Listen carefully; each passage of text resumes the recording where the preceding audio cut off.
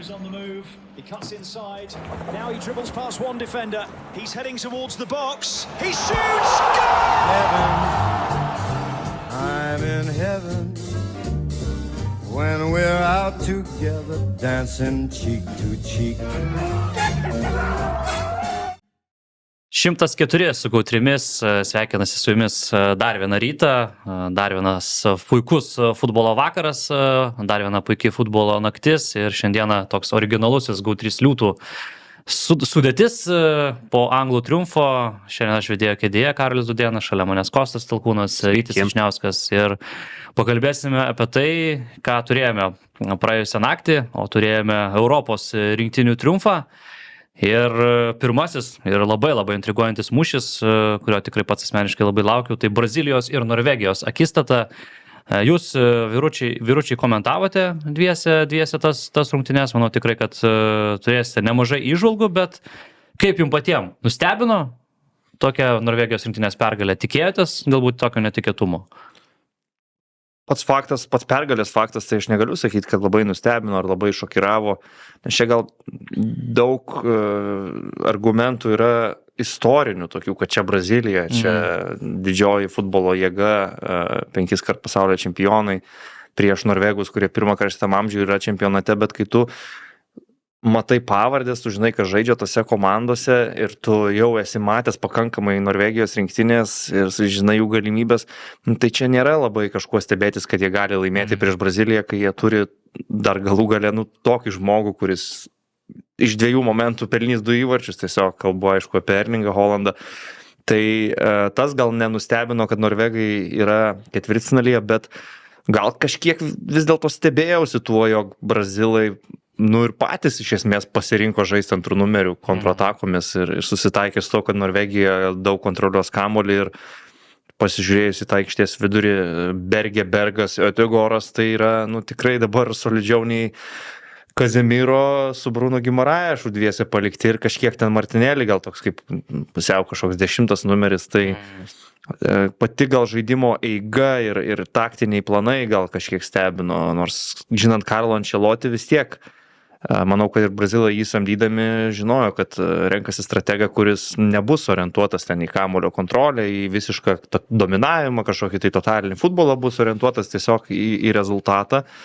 Na ir iš tos pusės, kad, žinai, brazilai pralaimėjo, jiem yra didelė tragedija, bet tos rungtynės tikrai galėjo ir visai kitaip pakrypti.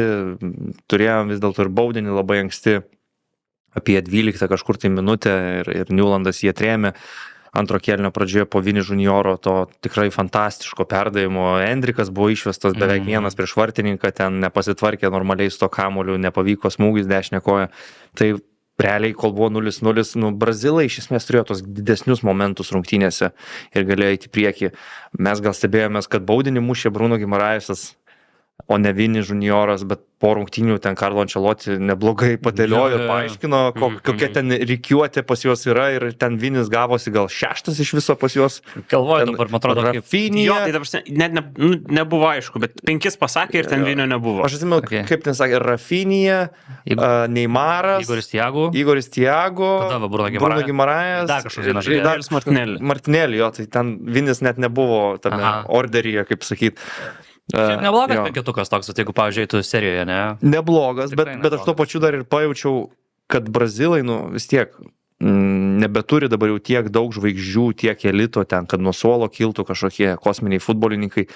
Ir pažiūrėkim, vis dėlto viena Rafinhos trauma, kiek sugriovė šitą komandą, vietoj jo žaidė 19-metis Ryanas, kurį aš labai mėgstu, bet panašu, kad jam dar anksti čia pasaulinėje scenoje dominuoti aikštėj. Tai vis tiek, turėdamas ten Rafinhą, tu būtum turėjęs dar vieną elitinį futbolininką. Lukas Paketa iškrito, kuris irgi vis tiek buvo svarbus šitai komandai, tada Martinelli turi adaptuotis ir žais gal ne visai savo tokį rolį.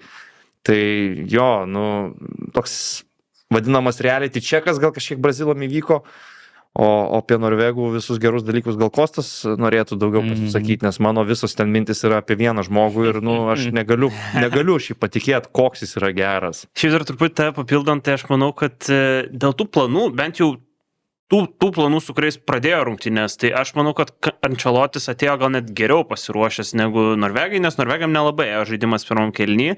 tai brazilai gynėsi, bet jie kontratakos yra labai galingius tais atakuojančiais žaidėjais, kuriuos turi. Ir manau, kad visai gerai jie ten rasdavo spragų ir gana aukštai perimdavo kamuolį. Nu, Vinicius man pasirodė aštrus pakankamai ir Jersonų šį vakaras nebuvo lengvas tikrai. Jo, tai ten tikrai, jeigu 1-1 tu sudarai situaciją, ypač kai Aleksandras Orlotas yra vingeris, kuris absoliučiai nemoka gintis, tai ten galima susikurti pavojingų progų.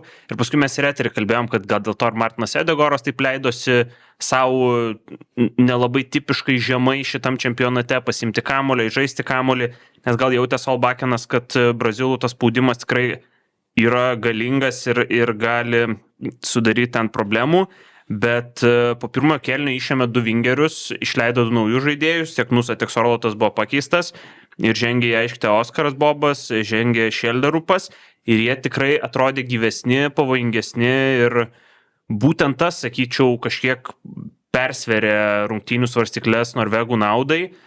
Nu ir jo, apie tą patį akivaizdžiausią dalyką, kuris nutiko, kad tiesiog Erlingas Haalandas, kaip visada, jam net nereikia liestis prie kamuolio iš esmės. Šelderupas beje 2 asistus padarė. Irgi šiaip svarbu, nes pirmas tai yra tikras asistas, geras asistas, antras tai ten tu per 5 metrus paridinai kamuolį ir ten jau Haalandas pats viską padarė. Aš šiaip ir galvojau ir naktį dar anglų rungtynių laukdamas apie Haalandą. Mes dažnai ten kalbam, kas čia tie geriausi, ten Mbappé, yra Keinas, jie labai skirtingi visi 3, aš manau, jeigu kaip 9 numeriai. Bet turbūt mes, mūsų karta, tai užaugom ir vis dar turbūt visi sutiktumėm, kad mūsų gyvenimuose geriausias matytas grynas 9 numeris yra Ronaldo Nazario, kai jis buvo sveikas, turbūt mes geresnį nematėm. Bet unikaliausias man gal vis dėlto yra Erlingas Haalandas, nes tokia dydžio jėgos, bet to pačiu dar greičio ir technikos kombinacija ir jis dar kairiakojis ir dar jo mentalitetas, man tai yra nematyti dalykai.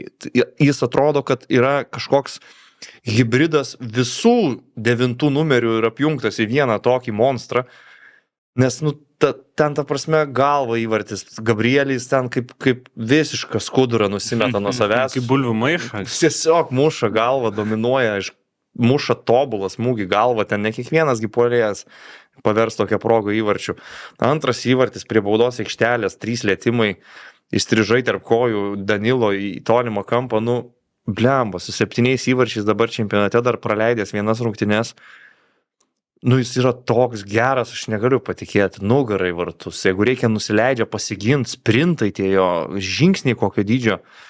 Absurdas. Man tai patinka, man atrodo, kad jis toksai, kur puolėjas, kur jis nešvaisto, man atrodo, energijos kažkokiam bereikalingom dvikom. Jis taip gerai studijavęs yra varžovų gynėjų žaidimą, kad jis labai... taip viską tinkamai daro. Aš vakar kažkaip laidelį sakiau, kad brazilam reikės mušti 2 įvarčius, nes sakiau, kad Haalandas tikrai vieną pelnys, jis vis laiką suko mušo už Norvegus. Niekas čia labai nepasikeitė, tik tiek, kad smeigia 2, tas antras įvartis mane labai nustebino, aš netikėjau galbūt, kad Haalandas Arsenale savo ir dar tokius smūgius turi iš toli, kažkaip vis tiek labiau apie baudos aikštelės puolėją galvojam, bet šiaip tikrai įspūdingas mačas, buvo tylus, bet tada, kai labiausiai reikėjo, kai rungtynės galbūt krypo jau link pratęsimo, išgelbėjo savo šalį, 2 fantastiškais įvarčiais. Šiaip jo, aš irgi pritarčiau tau, man atrodo, Solbakeno keitimai po pertraukos labai padarė teigiamą įtaką Norvegijos rinktinės žaidimui.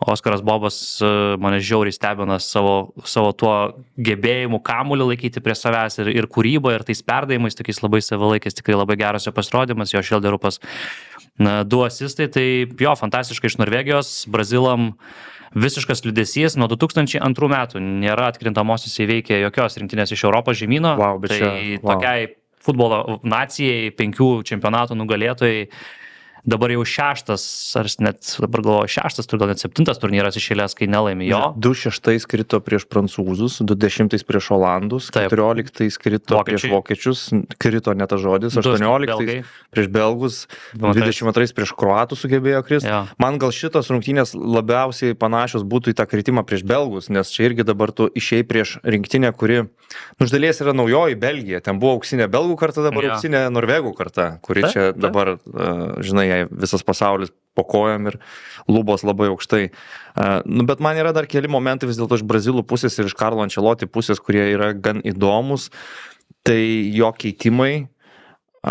Viskas ten aišku, kad jis leido Endriką.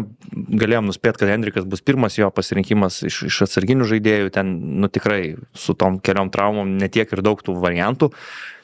Bet paskui jis sunaudoja savo paskutinį keitimų langą tam, kad išleistų Neymarą kartu su Danilo Prieš Santosu. paskutinį išnaudojo, paskui Edersoną išleido. Ai, dar Edersoną, jo, tas prieš paskutinis, jo. Tai šitas dvigubas keitimas, Danilo Santosas ir Neymaras, tai jis matosi, kad buvo susiplanavęs Neymarui antro kėlinio pusę, su mintim, kad jis gali ir dar pratęsimą žaisti. Nu ir galvojam, čia toks didžiulis pasitikėjimo kreditas Neymarui, kuris iš esmės jau yra tik pavardė ir numeris ant marškinėlių. Ir tada pasidaro tą keitimą su Edersonu. Tai yra jo 4 keitimas, bet 3 keitimų langas. Ir prie 0-0, nu gal ir okei atrodo, bet dar daug laiko žaisti ir tu nebepasiliekė savo galimybės, jeigu praleisi įvartį, kad ir tą patį Igorį Tiago mesti į puolimą, tu vis tiek tada jau turėsi bandyti gelbėtis. Ir tavo tada gelbėjimosi ratas yra Kazemiro mesti į puolimą, kas aš sutinku, kaip gelbėjimosi ratas ir United klubų šį sezoną ne kartą suveikė ir Brazilam prieš Japoniją, bet nu man vis tiek yra keista, kai tu turi tos 5 keitimus ir 3 keitimų langus, kad tas toks planavimas atrodo gal nebuvo labai iki galo logiškas. Nu viską iš šiukšlių dėžę realiai išmetė tas įvartis, kurį pelnė iš karto po to, kai Edersonas pasirodė aikštėje, tai čia man atrodo labai komplikuotai, bet jo, turbūt po to jau buvo labai sudėtinga Brazilams. Nu, kaip taukos tai šventojo Neymaro sprendimas išleisti šį asmenį.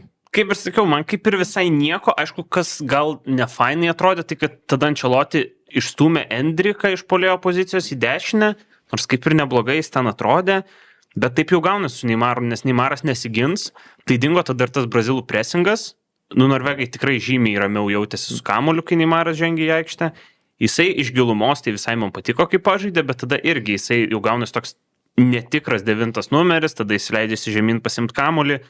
Ir klausimas, kiek toj rungtynių stadijoje šito reikėjo, šiaip aš nenoriu kažkaip diskredituoti Neymaro, viskas su juo, manau, yra okei ir jis gali tų ten 15-20 minučių sužaisti. Man buvo įdomiau gal tai, kad rezultatas tuo metu buvo lygus ir tu kaip ir žinai, kad tu galbūt eisi į pratęsimą ir jeigu valandą žaisti su Neymaru, nu tai čia, man atrodo, komplikuočiau pasidaro. Aš tai žinau griežtesnis esu šitų klausimų. Man tai šitie pagarbos paėmimai į rinktinę už praeitį yra absurdas ir dar leidimas į aikštę, kai jis dar turnyro metu ir traumuotas buvo. Palieki už borto visokių Žavo Pedro, kurie bėga, energijos turi ir Neymaras čia turi žaisti, nes čia mūsų žvaigždė legenda, praeitis, istorija, taip toliau. Rezultatyviausias visų laikų Brazilijos rinktinės žaidėjas, dievaitis, nu bet ką jis duoda komandai prie 0-0, tu susisilpnini gynybą visų pirma ir presingą, ką tu irgi minėjai. Jis įmušė baudinį, su įvarčiu pabaigė karjerą rinktiniai, ne? Atsisveikino, jau po rungtynių pats pasakė, čia viskas pabaiga. Nu bet net ir ta situacija, tai tu švelnini rezultatą 2-1 ir dar sugaišti 10 sekundžių kažką įrodinėdamas Orienui Newlandui, tau reikia kamulio, tau reikia gelbėtis, ten kažkokią asmeninę ambiciją įrodinėti. Ten labai liūdnai atrodo. Nežinau, man šitą... Man cirkas buvo su Neymaru nuo pat pirmos dienos, kai jį paskelbė sąraše, kai traumuota vežėsi, kai jį gydė turnyro metu, kai jį prieš kotus ten bandė išleisti, kad paplotų žmonės. Man čia buvo cirkas. Aš sakau, esu daug griežtesnis šiuo klausimu, nors jį kaip Brazilijos futbolo istorijos svarbė asmenybę aš labai gerbiu ir jo visą indėlį ir pasiekimus, bet šitas atsisveikinimas buvo liūdnas tiesiog ir man atrodo nereikalingas. Bet aš nežinau iš Anceločio pusės, aš manau, Ancelotis yra pakankamas autoritetas, kad pasakytų, ne, aš nesivešiu Neymaro, jeigu jis nematytų naudos tame. Aš norėčiau irgi tuo tikėti, bet visą atrankos ciklą jis nefiguravo. Aš kažkaip galvoju, kad jis galėjo čia su truputėlį savo pasilenkiant gyvenimą, pasimdamas Neymarą, nes aš taip įsivaizduoju, žinai, jeigu tu nepaimtum, tada ten būtų daug klausimų, vos ne kiekvienoje ten spaudos konferencijos, žiūrėk, jeigu dar nesisektų, tai vėlgi tau primintų, kad tu žiūrėk, čia Neymaro nepasiėmė, čia gal Neymaras mus būtų išgelbės. Bet ta jo trauma, kurią jis patyrė, galėjo būti toks nusikratimas tos atsakomybės, kad traumuoto Neymaro, tai mes nesivešim. Bet matėm, kad jis kažkaip tiesiog atrodo, kad jis turėjo savo mintise toks jausmus, kad tuos kokius 15-16 tų pagrindinių žaidėjų. Du jam iškrito, Rafinha. Ir tiesiog kažkaip ten, žinai, net labai tą suolo galą jis ten taip stipriai nesižvalgė. Jeigu pabandė kažkur vietos rungtynės ir pamiršo, žinai, kad šitą tokią žaidėją turi. Tai. Nu, šiaip pabaigiant, tu minėjai Holandą, Norvegijos herojų, aš manau, kad nemažesnis Norvegijos herojus yra Orienas Newlandas. Ir ne tik dėl baudinio, kurį jis atrėmė, bet kokį jis ten ištraukė kamuolį, kai savus vartus skrido po to neprognozuojamo rikošeto. Kokį ten herojišką šuolį jis padarė, rizikavo ten galvą į virpstą susidaužt, Wow, iš tikrųjų. Ir mes kalbame apie vartininką, kuris Sevilijos klube buvo nustumtas į atsarginio vaidmenį, beveik ten nežaidė, pasibaigė kontraktas, 35 metai, netrodo jis kažkoks ten elitinis vartų sargas, bet čia šitų turnyrų magija vis tiek už savo šalį žaidžiant yra kažkas tokio. Tai tu paimk Orino Newlando 16-finalį prieš Dramblio kaulo krantą ir šitą prieš Brazilus 8-finalį. Tai jį padaro vienu geriausių planetos vartininkų toms pusantros savaitės turbūt. Tiesiog. Jo, nes jeigu ne jisai, ką, turbūt, kad Brazilai turėtų persvarą, ne, nu, gana anksti ir tada jau klausimas, žinai, kaip čia tiem norvegam būtų sekėsi grįžti rungtynės, gal ir Brazilai kažkaip geriau suvaldę būtų mačą, bet ne, tai neįvyko ir vat, jo, pradžiai vartininkas, po to lyderis, ne, ištempė norvegus į kitą etapą. Įspūdinga šventė, manau, šiandieną vyksta Norvegijai, tebesitėse turbūt. Ten dabar šventė po šventės atrodo. Jo, o mes tada judėkime galbūt į kitas, taip pat labai intriguojančias jau šios nakties rungtynes, kurios dėl oro sąlygų buvo pavėlintos nuo 3 iki 4 valandos ryto. Mūsų miegas patrumpėjo. Jo, tikrai neapsidžiaugiau, kad tai pamatęs. Pamiegot, bet aš toks dužęs atsikėliau po tos valandos, kur mano kūnas galvoja, kad aš 9 turbūt valandas miegos ir aš miegau valandą. Jo. Ir šitą toks atsikėliau. Taip, aš dabar taip jaučiuosi, nes aš tik po rungtynių nuėjau prigult valandėlį. Žiauriai daug hypo prieš šitą mačą iš tiesų, visur kalbos apie tą aukščio Meksikos pranašumą, apie tos 2200 metrų Actekoje, apie tą visą klimatizaciją, kurios negalėjo anglai padaryti, apie tą formą galų gale, kurią Meksikos rinktinė demonstruoja Actekoje, pasaulio futbolo čempionate dar nepatyrė pralaimėjimo šitame stadione, apskritai tik 2 pralaimėjimai ten per 90 gal rungtynių, tada Dievo ranka priminama, kuri irgi įvyko čia, būtent šitame Actekos stadione, tai atrodo daug tų visokių naratyvų, atrodo daug tokių prieš anglus dalykėlių tokių, ne, bet jo, man atrodo, gerai buvo, jūs pastebėjo, man atrodo, nediskutuodami, kad jo. Meksika turi šitą, ne plus, aišku, fanai, visa kita, bet anglai turi tiesiog galbūt geresnę sudėtį, ne 11 geresnių žaidėjų. Gal tai nesimaterializavo dar kol kas į kažkokią tai labai įspūdingą žaidimą, galbūt to ir nebus, ne, bet akivaizdu, kad kol kas anglai gerai grindina rezultatus, padaro savo darbą, padaro tai, ką reikia, išsuko tą pergalę prieš Demokratinę Kongo Respubliką, čia dar sunkesnės rungtynėse, dar sunkesnėmis aplinkybėmis, su žaisdami mažumoje didžiąją dalį antrojo rungtynių kėlinio, su 2 VAR sprendimais negalų gale, kurie nebuvo palankus šiai rinktiniai. Su žvėriška gynyba, sakyčiau, pabaigoje rungtynių, su pasiaukojimu, su labai geru Tuchelio turbūt sustatymu komandos, ne tom paskutiniam minutėm, ne taktikos to gerų parinkimų, anglai, padaro tai, ko dar nebuvo niekam pavykę padaryti. Tuchelis tampa pirmoju treneriu triumfavusi pasaulio čempionate prieš Meksiką Actekos stadione ir anglai dainuoja Wonderwall po rungtynių su savo fanais, anglai. Jordanas Hendersonas atrodo rankas susilaužė. Šventimuose tuose nematėt jūs? Ne. Jisai buvo ten su fanais, ten džiaugiasi, kažką per bortus šoko ir krito ir panašu, kad ranką labai blogai pasuko, jį vežė į ligoninę. Eik tu savo. Jordanas Hendersonas, aišku, ir taip dėl vaibo yra paimtas kaip veteranas, nežaidžia čempionate. Jis panašu, kad tiesiog gavo tą. Paėmė vieną for the team. Anglų Neimaras, nežinau, toks labiau. Nu jo, dėl Rūbinės. Šiaip jo, iš tikrųjų, aš kaip ir laukdamas rungtynių galvojau apie tos dalykus, kad meksikiečių visi pranašumai yra daugiau kažkokie tai psichologiniai, gamtiniai ar dar kažkokie, bet techniniai ir Voodoo vibas. Jo, visi techniniai ir pranašumai yra anglų pusėje. Taip. Ir taip, aš sutikčiau, tikrai Anglija net ir 11-11 nebuvo dominuojanti komanda aikštėje, bet aš žiūriu pačią pradžią rungtynių ir viskas, kaip aš galvoju, dėliojusi. Akivaizdu, kad meksikiečiai pradėjo su daug energijos. Anglam reikia atlaikyti pirmą, dabar jau, kaip mes sakom, kėlinį iki atsigaivinimo pertraukėlės. Jeigu jie atsilaiko, jie įauga į rungtynes ir viskas bus gerai, atsiras tie kokybės momentai su tais elitiniais futbolininkais. Ir taip iš tikrųjų viskas ir buvo, nes meksikiečiai pradėjo, turėjo kamuolį, buvo agresyvūs, ten buvo tokia progelė Jimeneso galva. Bet tada anglai yra rungtynėse, ramus, jie nepraleidžia kažkokio greito įvarčio ir momentas bus su tokiais žaidėjais aikštėje ir momentas iš karto yra, nuveda Raisas gerai kamuolį Sakai į dešinę, Saka sužaidžia dešinę koją, atlieka puikų perdavimą, Keino tas įkirtimas, nusivedant Montesą, atidaro viską Judui Bellingemui ir prašau, turim įvartį iš vieno geriausių pasaulyje saugų.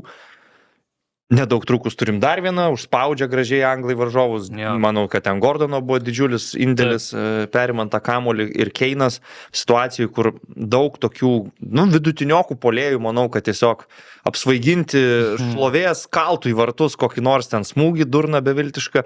Keinas ridena tobulą perdavimą tiesiog Bellingemui ir tu turi 2-0 iš 2 tiesiog nuostabių momentų, kuriuose suspindi tie elitiniai futbolininkai. Ne tai, kad tu žaidži geriau už Meksiką bendrai paėmus, bet tie momentai tokių žaidėjų. Tai čia ir yra man šitų turnyrų esmė, kad labai retai tu čia praeisi nokautą kažkokį ten super gerą futbolą demonstruodamas. Pastoviai tu pateksi į situacijas, kuriuose tikrina tavo charakterį, kur tau reiks iškentėti, kur tau reiks vos neties mirties riba kankintis aikštėje ir visos tos sąlygos prieš tave. Ir anglai pateko į šitą situaciją ir jie parodė iš tikrųjų tą charakterį.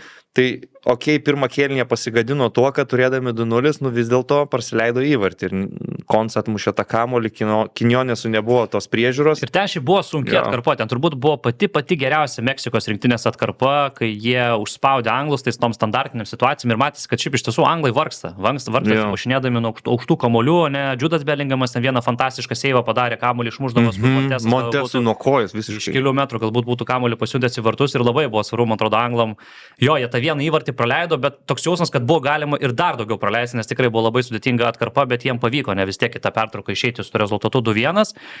Ir antras kėlinys, aš jau sakyčiau, vėlgi iš jų gynybinės pusės buvo daug geresnis negu pirmasis ir jie tikrai tiek tų problemų neturėjo. Jie pradėjo gerą kėlinį, buvo dar ten Orailis smūgis su rikošetu nuo Bellingemo į virpstą, jie ten normaliai atrodė, bet tada Kostai pradėjo darytis blogi dalykai. Alereza Fuganė?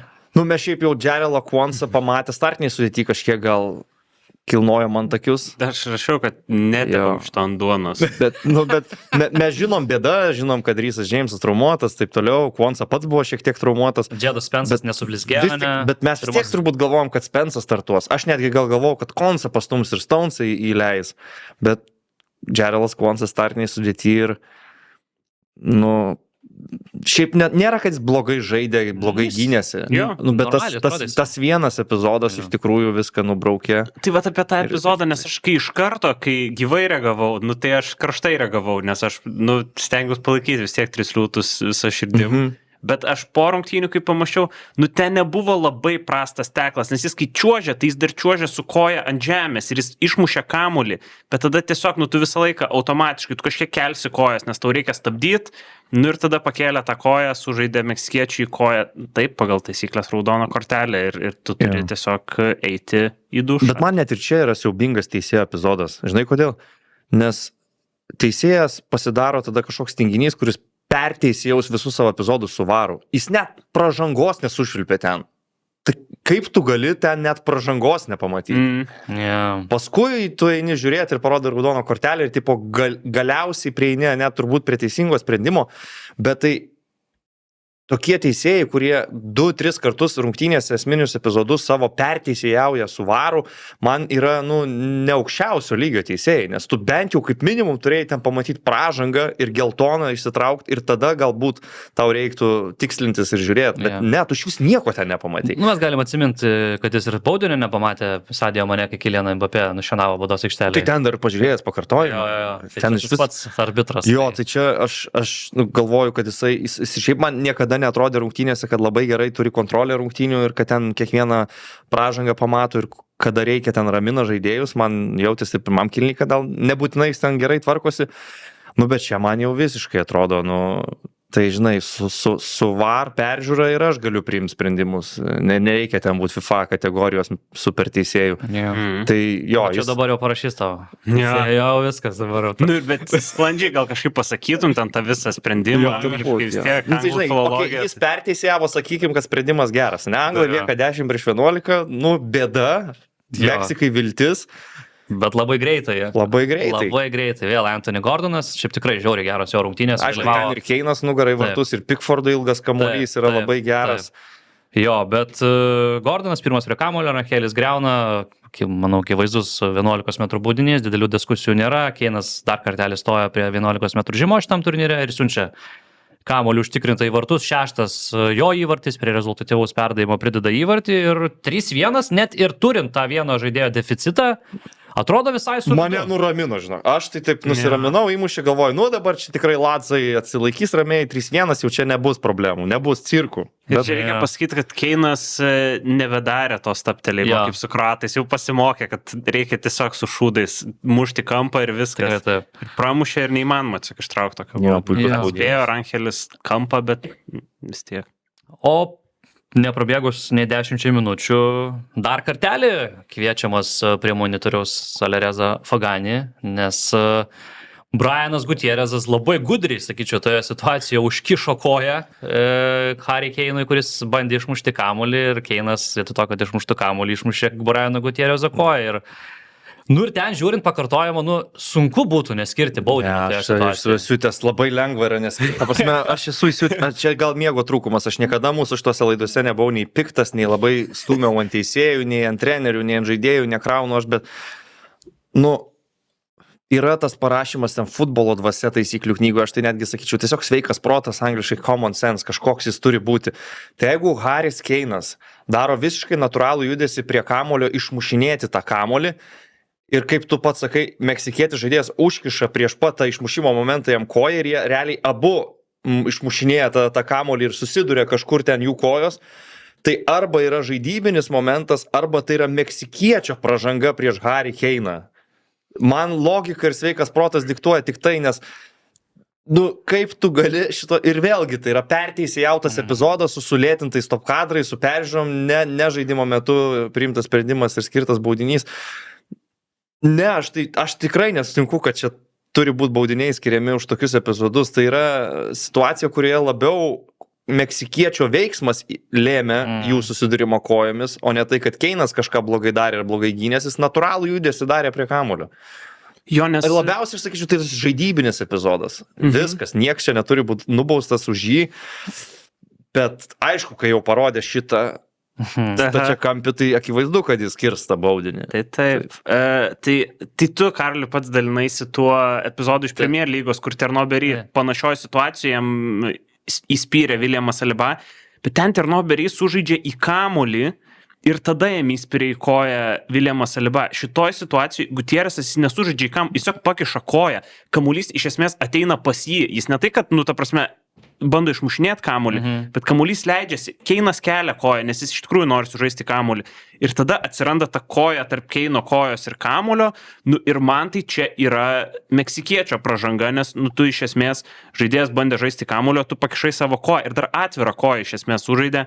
Tai aš negaliu šito suprast, taip skaitam paskui, aišku, ekspertų nuomonės, tai jie sutinka, kad pagal taisyklių raidę čia turbūt yra baudinys ir šitais laikais, kai mes žiūrim stop kadrus ir analizuojam va šitaip situacijas, tai čia tenka skirt baudinį, ir tas baudinys paskiriamas, aš labai piktas buvau, bet jo, Raulis Jimenezas atsistojo prie 11 metrų žymos ir žinom, kaip jis tobulai muša baudinius. Jordanas Pickfordas dar bandė jį apgauti, jeigu matėt, bandė dėti žingsnį į vieną pusę ir dar šokti kitą ir beveik pasiekė tą kamuolį. Dažnai Jordanui Pickfordas. Klasika. Bet šiaip Pikis puikiai skaitė situacijas. Įlyzdavo, kur reikia iškumščiuoti kamuolį, išeidavo pasimti kamuolį po meksikiečių aukštų perdavimų. Tikrai gerai viską darė Pickfordas šitose rungtynėse, ką galėjo ir kai jau suremontavo tą gynybą Tuchelis su Danu Barnu prieš akį, tai anglai darė vienintelį įmanomą dalyką, tiesiog užsidarė, nusileido, atsimušinėjo, leido meksikiečiam kažkiek kilnotos kamuolius, gyveno su visais tais kampiniais.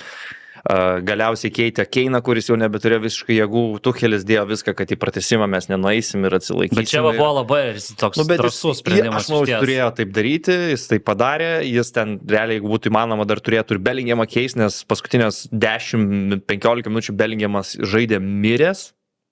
Nepamirškime, bet nebuvo ką daryti. Tai, kad tiesiog šiaip, vėlgi, tas aukštis, jis daro savo šitą situaciją. Jo, visi mažumoje žaidytai. Aš manau, kad jie fantastiškai sukovojo visą tą pabaigą, nes Meksika ten pastoviai įtampą kėlė, bet nebuvo nei vienos tikros progos ar kažkokio super pavojingo epizodo, viską išsivalė anglai iš baudos aikštelės patys ir Atrodė iš tiesų, kad viskas kažkaip gali būti daug pavojingiau, nes kai pradėjo taip spausti, meksikiečiai buvo likę šiaip visai dar daug laiko ir tie pirmi keli krosai atrodė tokie tikrai pavojingi. Ir atrodė, kad jeigu taip tęsis toliau, tai nėra šansų anglam čia išlaikyti. Ten Gajardo porą tokių įsuko, kur atrodė, kad bet bus. Po to kažkaip atrodo, gal ir patys anglai apsiprato, jie tą 5-3-1 tokį išsirikiavo ir labai, sakyčiau, sprotingas sprendimas, kraštuose visą laiką ateidavo gynėjų į pagalbą.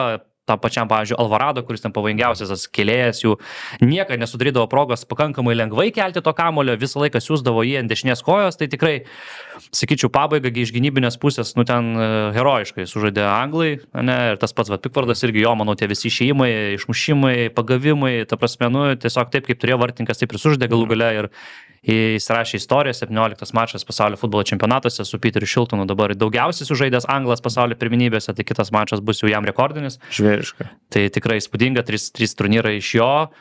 Tai ką, anglai savo darbą padarė, Anglijai, manau, šiandieną į darbą nelabai kas nuoja, spėčiau, mažai, turbūt, manau, kad turėtų... Džiudasgi sakė, kalkit dar po vieną šotą ir parašykit bosam, kad šiandien nepasirodysit. Kitos rungtynės su norvegais Majamyje tikrai nebus lengviau, vėlgi puikiai daug pažįstamų oponentų, o mes kelkime galbūt ir pakalbėkime trumpai dar apie tai, kas mūsų laukia šiandien. Šiandien mūsų patogių, fantastiškų Europoje skirtų laikų laukia 2 Europos milžinų, Ispanijos ir Portugalijos dvikova. 2 kaimynų. Jo, 2 kaimynų. Tautų lygos finalo dalyvių prieš metus, kurį laimėjo po baudinių Portugalai, ten tikrai yra nesuvestų sąskaitų. Ronaldo pasakė, kad baigs jau po šio turnyro jau daugiau pasaulio čempionatuose nebežais, kad čia jau paskutinis turnyras. Tai šiaip tikrai, man atrodo, kad Ispanai turbūt laikomi vis tiek favoritais yra, kaip būtų, ne, žaidžia šiek tiek geriau šitam turnyre, bet Portugalos tie klasės negaliu tikrai nurašyti. Žiauriai trumpai, nes mes čia užsikalbėjom, tai aš manau daug priklausys nuo to, kaip Nuno Mendešas sukontroliuos Laminą Jamalį. Portugalai patys nori žaisti tiek atviresnį futbolą, Ispanam tai tikrai tinka, tai ta vidurio saugų kova su Vitinija, su Pedri, su Rodri, su Žao Nevešu irgi turėtų būti labai labai įdomi. Iš tikrųjų faktas, kad Ispanija favoritė, bet visai čia gali būti. Jo, visiškai nieko čia neprognozuosi, tiesiog futbolo desertas reikės mėgautis ir bus labai smagu. Tai va, o vėliau naktį turime šeimininkus Jungtinės Amerikos valstijas, vienintelė jau dabar likusią dalyvaujančią šeimininkų komandą ir Belgija. Nu ir čia aišku, kaipgi be skandalų. Absurdas. Donaldas Trumpas pajungė savo įtaką ir štai kažkaip taip gavosi, kad Floridas Balogūnas jau galės žaisti galų gale šitose rungtynėse. Suspenduota buvo jo raudona kortelė, panašiai kaip Cristiano Ronaldo, kur turėjo 3 rungtynių baną gauti, bet irgi 2 mačų banas buvo suspenduotas. Kad jis galėtų žaisti nuo pat pirmų rungtynių pasaulio futbolo pirmenybėse, tai vėlgi identiška situacija. Tai ir kalbėjom, kad Anglijos karalius jau galėtų tada ruošti irgi savo ten teisininkus. Nežinau, ar to Kvonsas labai reikia. Kad Geraldas Kvonsas. Bet šiaip tai yra gėdinga. Tai yra gėdinga ir man gėdingiausias momentas yra tas, kad kada priimtas šitas sprendimas, belgai ruošiasi žaisti prieš amerikiečius be Balogano. Be Balogano, jie kažkokį planą dėlioja, Rudy Garcia turi kažkokį planą, tada staiga jam nukrenta žinios, kad ne, galės žaisti jų pagrindinis puolėjas, tada Dūnis Trumpas pats išdidžiai tvitina, kaip čia gerai sustatėm ir dar Baltųjų rūmų akauntas papildomai parašo USA su erelio emojais. Tai čia maždaug žinutė kokia visam pasauliu, kai tu esi galios pozicijai, tu darai, ką nori, jokios taisyklės negalioja, pastvarkai viską pagal save ir rodai raumenį. Tai yra tiesiog apgailėtina ir gėdinga visa šita nesąmonė. Ten gali diskutuoti, ar teisinga ta raudona Baloganui ar ne, diskutuok kiek nori, bet jos juk neatšaukė, ją suspendavo. Kaip tu fucking suspenduoji raudoną kortelę? Čia nėra tokio precedento buvo pasaulio čempionatuose, kad žmogus gauna raudoną kortelę ir žaidžia paskui kitą mačą. Taip. Tai čia visiškai... Aš esu išsiutęs, aš esu piktas, dar kartą esu išsiutęs šito laidoj. O šiaip apie rungtynes, tai man amerikiečiai daug geriau atrodo nei belgai šitam čempionate, su daug geresnė energija ir greičiu žaidžia. Belgai iš esmės jau net neturėtų būti šitam čempionate, kaip jie išlindo prieš Senegalą. Tai tikrai atrodo, kad amerikiečiai su daugiau pozityvo ateina, plius žaidžia namie, bet pažiūri į tas pavardės, vis tiek tu matai, kad Belgijos tie rinktinės futbolininkai savyje kažkokį momentą gali turėti, ar tai Doku, ar tai Trosaras, ar De Bruyne, Tielemans. netgi Lukaku, tai žinai. Žiūrėsim, bet aš šiaip labai esu piktas dėl Balogono šios nesąmonės. Labai nesąmonė, taip. Bet sakyčiau, belgai vis tiek didžiausias kol kas iššūkis amerikiečiams, nes nežaidė vis dar prieš elitinės rinktinės. Čia irgi ne elitinė, bet turbūt gal laiptelis į viršų. Bent jau su vienu kitu elitiniu žaidėju. Taip turbūt reikia sakyti. Jo, bus įdomu, 3 valandą nakties, tikėkime, kad nebenukels jau šių rungtynių, kad viskas bus tvarkingai. Tai ačiū, kad buvote su mumis šį rytą, laida 104 su GO3, sako jums iki ir iki pasimatymo rytoj. Visom.